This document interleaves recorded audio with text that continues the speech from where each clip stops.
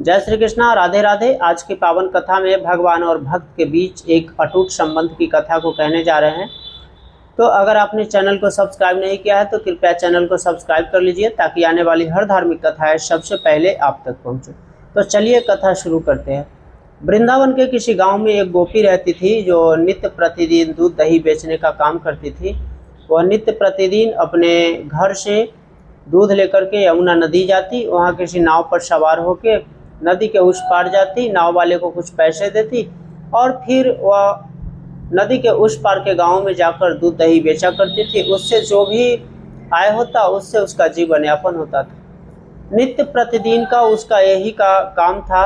वह नित्य प्रतिदिन ही यमुना नदी पार करती और दूसरे गांव में जाकर दूध दही बेचा करती थी। एक दिन वह दूध दही बेचकर आ रही थी तो यमुना नदी के किनारे उसने देखी कि बहुत भीड़ लगी हुई है, वहाँ बहुत से लोग इकट्ठे हैं। तो उसे लगा कि शायद कुछ हुआ है, इसीलिए वह गोपी वहाँ गई, उस भीड़ भाड़ वाले जगह पर गई। तो उसने देखी कि एक संत जी एक ऊंचे आसन पर बैठे हुए हैं और चारों तरफ से उन्हें स्त्री पुरुष बच्चे जवान सब घेरे हुए हैं और संत जी कुछ कथा कर रहे हैं, कुछ उपदेश दे रहे हैं। तो वह भी उत्सुकता बस सुनने लगी। तो संत जी सबको बता रहे थे कि जो मनुष्य, जो व्यक्ति सच्चे मन से, सच्चे हृदय से भगवान के नाम का जप करता है, जो सच्चे मन से राधा राधा नाम का जप करता है, उसे संपूर्ण कष्टों से, परेशानियों से मुक्ति मिल जाती है। यही नहीं, जो मनुष्य एक बार भी सच्चे मन से भगवान के नाम का जप करे, श्री राधा नाम का जप करे, वह भव सागर से पार कर जाता है। अब वह बड़े ध्यानपूर्वक सुन रही थी तो उसे लगा कि गुरुजी ने तो बड़ी अच्छी बात बताई है। गुरुजी ने तो कही कि जो सच्चे मन से, सच्चे हृदय से एक बार भगवान के नाम का जप करेगा, जो श्री राधा के नाम का जप करेगा, वह भवसागर से पार कर जाएगा। यह तो मेरे काम की चीज़ है क्योंकि मैं तो रोज़ नदी पार करती हूँ। गुरुजी तो यहाँ कह रहे हैं कि जो सच्चे मन से एक बार राधा नाम का जप करेगा वह भवसागर पार कर जाएगा। तो मैं क्यों नहीं श्री राधा नाम का ही जप करूँ और जप करते हुए इस यमुना नदी को पार कर लूँ, क्योंकि मुझे तो नदी आने और जाने में दोनों वक्त नाव वाले को पैसा देना पड़ता है। इसलिए अब मैं गुरु जी के बताए रास्ते पर ही चलूँगी और नित्य प्रतिदिन सच्चे मन से, शुद्ध हृदय से श्री राधा नाम का जप करूँगी और यमुना नदी पार कर जाऊँगी। तो उस दिन वह कथा सुनी, शाम हो रही थी, वह नाव पर बैठ करके इस पार आ गई और रात भर वह संत जी के उस कहे हुए बातों पर चिंतन करती रही कि संत जी ने तो कहा है कि जो सच्चे मन से, सच्चे हृदय से श्री राधा नाम का जप करेगा, भगवान के नाम का जप करेगा, वह भवसागर से पार कर जाएगा। तो भला मैं अब पैसे क्यों लगाऊंगी, मैं भी सच्चे मन से, शुद्ध हृदय से श्री राधा नाम का जप करूंगी और नित्य प्रतिदिन यमुना नदी पार कर जाऊंगी, क्योंकि कहाँ भवसागर और कहाँ छोटी सी नदी, तो मैं आराम से पार कर जाऊंगी। वह रात भर इसी चिंतन में रही और सुबह उसने तय की कि अब जब दूध दही लेकर के यमुना जी के उस पार जाऊंगी तो नाव वाले को एक भी पैसे नहीं दूंगी और नाव पर बैठूंगी भी नहीं। मैं सच्चे मन से राधा नाम का जप करती हुई उस पार हो जाऊंगी। वह सुबह हुई, दूध दही को मटके में रखी, लेकर के यमुना जी के किनारे आई, यमुना जी के तट पर आई। वहाँ कोई नाव वाला भी उस समय नहीं था, तो रोज़ उसे घंटों इंतजार करना पड़ता था। तो सहसा उसे पुनः गुरु जी के बातों का हृदय में स्मरण हो आया और उसने शुद्ध अंतःकरण चित्त से भगवान का स्मरण किया और मन ही मन कही कि प्रभु, संत जी ने कहा है कि जो एक बार आपके नाम का स्मरण करता है वह भवसागर से पार कर जाता है।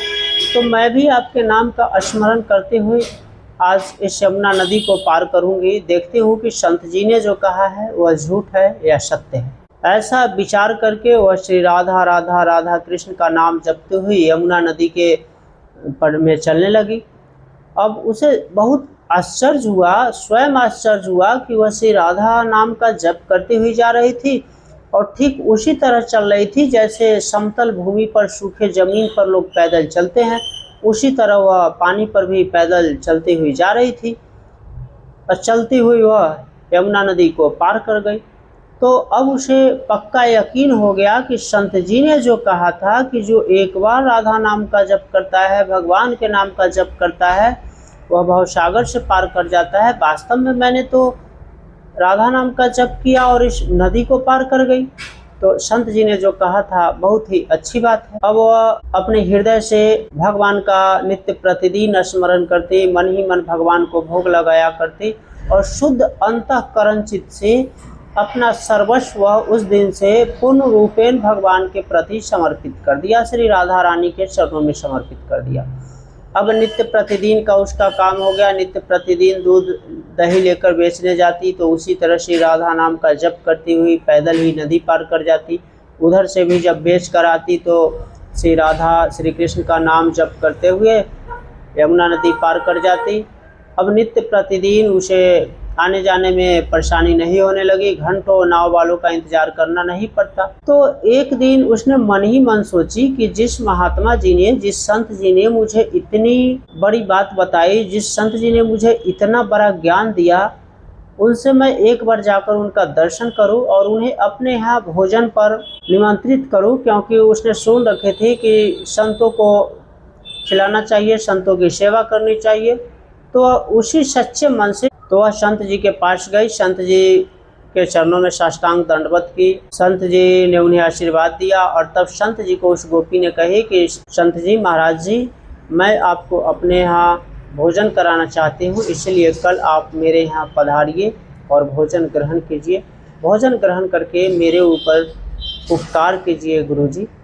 संत जी ने उसके इस निश्चल भाव को देख करके उसका आमंत्रण स्वीकार कर लिया और कल सुबह की तिथि में पुनः गोपी उसी तरह राधा नाम का जप करती हुई यमुना नदी पार करके पैदल ही संत जी के आश्रम में पहुंची, कुटिया में पहुंची और संत जी को कही कि गुरुजी, महाराज जी, आप मेरे साथ चलिए मेरे यहाँ भोजन करने के लिए। संत जी भी तैयार थे, वे गोपी के पीछे पीछे हो लिए। गोपी आगे आगे रास्ता दिखाती हुई चली और पीछे पीछे संत जी यमुना नदी के तट पे आए। यमुना नदी के तट पे आके संत जी रुक गए तो गोपी ने कही कि क्या हुआ महाराज जी, चलिए। संत जी ने कहा कि रुक जाओ, नाव तो आने दो, किसी नाव वाले का इंतजार कर लो, जब तक नाव आएगी नहीं तब तक कैसे चलेंगे। गोपी ने कही कि गुरुजी, आपने तो कहा था कि जो एक बार राधा नाम का जप करता है, एक बार भगवान के नाम का जप करता है, वह भवसागर से पार कर जाता है। और यह छोटी सी नदी कौन सी चीज़ है? आपने जिस दिन से मुझे बताया उस दिन से तो मैं पैदल ही रोज राधा नाम का जप करती हुई इस नदी को पार कर जाती हूँ। अब संत जी तो आश्चर्य में पड़ गए। उन्होंने बोला कि भला ऐसे कैसे हो सकता है? मैंने तो भगवान के बारे में कथा बताई थी कि जो भगवान के नाम का स्मरण करता है, जप करता है, जो राधा रानी के नाम का जप करता है, वह भवसागर से पार कर जाता है। गोपी ने कही कि हाँ गुरुजी, वही तो मैं कह रहा हूँ, तो मैं भी तो एक छोटी सी नदी को पार कर जाती हूँ राधा नाम का जप करते हुए। संत जी को आश्चर्य हुआ। गोपी बोली कि महाराज जी, आप नाव का इंतजार मत कीजिए, मेरे पीछे पीछे चलिए। और संत जी तो आश्चर्यचकित थे। अब गोपी श्री राधा रानी के नाम का, भगवान श्री कृष्ण के नाम का जप करते हुए उसी तरह पानी पर चलने लगी जिस तरह मनुष्य सूखी भूमि पर पैदल चलता है। संत जी उसी के पद चिन्हों का अनुकरण करते हुए उसके पीछे पीछे चलने लगे। अब गोपी नदी के उस पार हो गई और संत जी भी उसके पीछे पीछे चलकर उस पार हो गए। नदी के उस किनारे पहुंचने पर संत जी उस गोपी के चरणों में गिर पड़े और संत जी बोले कि धन्य है तू गोपी, जिसने निश्चल मन से भगवान को पुकारा, जिसने निश्चल मन से भगवान के नाम का जप किया और वह इस यमुना नदी को पार कर गए।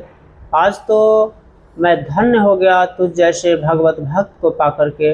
संत जी उस गोपी के चरणों में साष्टांग लेट गए और कहने लगे कि धन्य है तू, जिसने निश्चल मन से, निश्चल भाव से, निश्चल भक्ति से और निश्चल प्रेम से प्रभु को भी जीत लिया। मैं तो कथा कर रहा था, मैं तो उपदेश दे रहा था, लेकिन तुमने तो सच्चे मन से, निश्चल भाव से भगवान की ऐसी भक्ति की, ऐसी आराधना की, भगवान को ऐसे पुकारा कि भगवान तुम्हारे भाव के वशीभूत हो गए।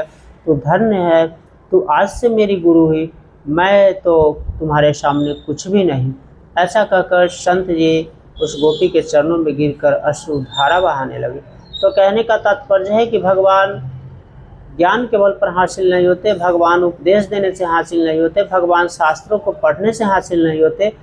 भगवान तो उनके लिए सहज सुलभ है जो निश्चल मन से, निर्मल मन से, सच्चे मन से, निष्कपट भाव से जो भगवान का भजन करता है, जो भगवान की आराधना करता है, जो भगवान को भजता है, भगवान उसके लिए सहज सुलभ होते हैं जिनके मन में थोड़ा सा भी कपट, लेश मात्र का भी कपट ना हो, जो निश्चय भाव से, भक्ति से और प्रेम से भगवान को पुकारता है, भगवान सदा उसके लिए सहज सुलभ हो जाते हैं। तो ऐसा होता है भक्त और भगवान का रिश्ता।